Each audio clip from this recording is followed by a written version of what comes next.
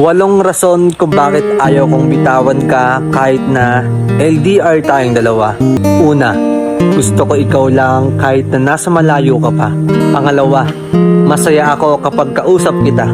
Pangatlo, nawawala yung stress ko kapag kausap na kita sa video call. Pang-apat, gusto ko ikaw lang kasama ko hanggang dulo. Gusto ko ikaw lang kasama ko habang buhay kahit na nasa malayo ka pa. Pang-lima, buo na araw ko makausap lang kita. Pang-anim, masaya ako kapag pinag-uusapan natin yung mga plano natin sa buhay kahit na nasa malayo ka pa. Pang-pito, ako yung priority mong kausap or makausap kahit na may ginagawa ka pa. Pang-walo, gusto ko ikaw lang makasama ko habang buhay kahit na malayo tayo sa isa't isa. Kaya love, mahal, han, babe, ito masasabi ko sa'yo. Tiis-tiis lang. Balang araw, magkikita rin tayong dalawa. I love you.